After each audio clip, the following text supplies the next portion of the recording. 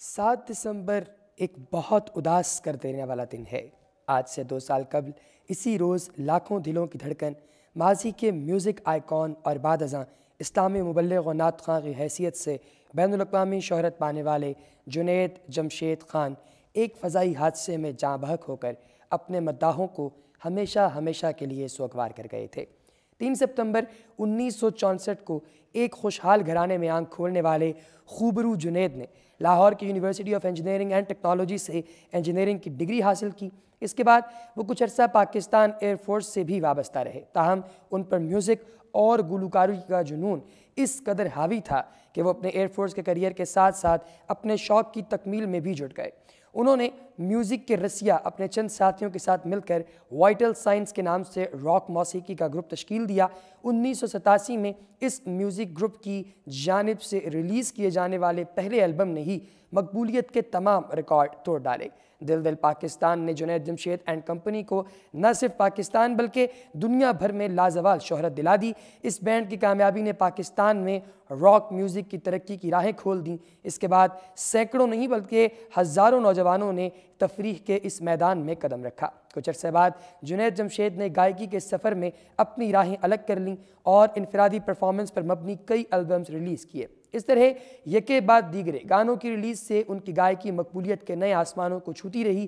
1994 سے لے کر سن 2002 تک ان کے کئی البمز ریلیز ہوئے۔ 2004 میں جنید جمشید کی زندگی میں ایک عظیم ذہنی انقلاب آیا جب انہوں نے اپنی انجینئرنگ کی ملازمت اور میوزک کیریئر دونوں کو تیاگ کر کے باقی ماندہ زندگی اسلام کی تبلیغ کے لیے وقف کرنے کا ارادہ بنا لیا۔ اس راتوں رات باطنی کایا پلٹ کا اظہار ان کے چہرے پر سجنے اور بھبنے والی سیاہ ریش سے بھی ہوتا تھا، اور یوں چلبلی اور مسحور کن شخصیت کے مالک جنید اب ایک مختلف انداز اور زاویہ فکر کے ساتھ ٹیلی ویژن چینلز پر جلوہ گر ہونے لگے۔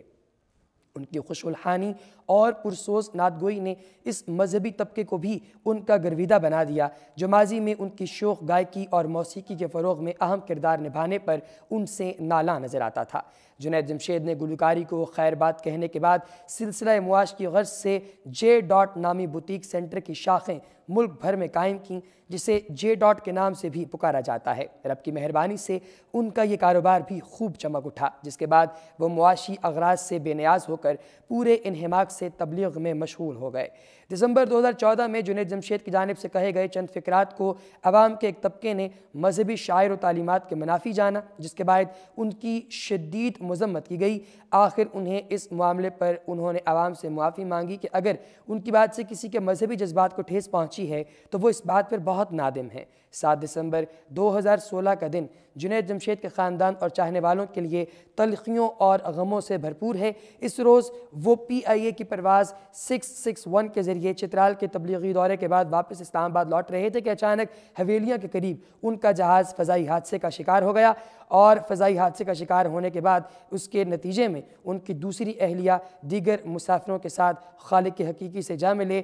آج وہ ہمارے درمیان نہیں، لیکن آج بھی ان کی مدھر آواز اور جاذب شخصیت ہمارے ذہنوں میں جگمگاتی اور کانوں میں رس گھولتی معلوم ہوتی ہے۔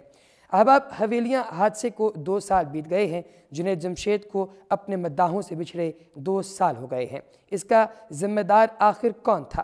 ناظرین، اس حوالے سے جو تحقیقات کی جا رہی ہیں اس میں کوئی خاطر خواہ پیش رفت دیکھنے میں نہیں آئی۔ 2 سال اس کے طویل عرصے میں طیارہ حادثے کی کوئی تحقیقات منظر عام پر نہیں آئیں۔ پاکستان کی قومی ایئر لائن PIA نے اس حادثے کی اندرونی تحقیقات یا تو کروائی ہی نہیں، یا پھر اگر کروائی بھی گئی ہیں تو تحقیقات کو منظر عام پر نہیں لایا گیا۔ سول ایویشن اتھارٹی نے بھی اس معاملے میں کوئی اقدامات نہیں کیے۔ البتہ سول ایویشن کے سربراہ نے سینٹ کی کمیٹی کے سامنے جو تفصیلات پیش کی تھیں اس میں یہ بتایا گیا تھا کہ 2014 میں اسی طیارے کا ایک انجن فیل ہو گیا تھا جس کو تبدیل کر دیا گیا۔ اس کے علاوہ اقبال کاظمی نامی ایک شہری نے اس واقعے سے متعلق عدالت سے رجوع کیا۔ عدالت کی جانب سے PIA اور سول ایویشن اتھارٹی کو نوٹسز جاری کیے گئے ہیں۔ اقبال کاظمی کا کہنا ہے کہ گزشتہ 1.5-2 سال سے یہ مقدمہ چل رہا ہے اور ہر سماعت پر PIA یا سول ایویشن کی جانب سے کوئی پیش ہی نہیں ہوتا اور سماعت ملتوی کر دی جاتی ہے۔ فروری 2018 میں شہداء کے 2 خاندانوں نے اسلام آباد ہائی کورٹ سے رجوع کیا اور انکوائری کمیشن بنانے کی استدعا کی۔ اکتوبر 2018 میں اس حوالے سے پی آئی اے کو نوٹس جاری کیا گیا۔ 27 نومبر 2018 کو پی آئی اے نے جواب جمع کروانے کی بجائے عدالت سے مزید وقت مانگ لیا۔ سابق ایم این اے چترال شہزادہ افتخار الدین نے اس واقعے سے متعلق پشاور ہائی کورٹ سے رجوع کیا اور انکوائری کی استدعا کی، کیونکہ اس حادثے میں ان کے بھائی بھی شہید ہوئے تھے، لیکن مارچ 2018 تک اس میں کوئی پیش رفت نہیں ہوئی۔ یاد رہے کہ پی آئی اے کی پرواز پی کے 661 چترال سے اسلام آباد جاتے ہوئے طیارہ حویلیاں کے مقام پر 13,375 فٹ کی بلندی پر پرواز کر رہا تھا تو سول ایویشن کے مطابق اس کا بایاں انجن پھٹ گیا، جس نے اس طیارے کے ونگ کو بھی متاثر کیا، اور 4:12 پر پائلٹ نے رپورٹ کیا کہ ایک انجن پھٹ گیا ہے۔ 4:14 پر پائلٹ نے مے ڈے کی کال دی۔ ایئر لائن کی زبان میں مے ڈے تب کہا جاتا ہے جب پائلٹ کے پاس کوئی راستہ نہیں رہتا، لیکن 4:17 پر جہاز کا ریڈار سے رابطہ منقطع ہو گیا۔ سول ایویشن کے مطابق جہاز پہلے 2000 فٹ نیچے گرا، پھر جہاز فری فال کے ایریا میں چلا گیا اور پھر 1800 فٹ سے نیچے گرا، جس کے بعد کچھ لمحے کے بعد جہاز کے کریش ہونے کی خبر آئی۔ حادثے کے نتیجے میں جہاز کے عملے اور معروف مبلغ جنید جمشید سمیت 47 افراد جاں بحق ہوئے تھے۔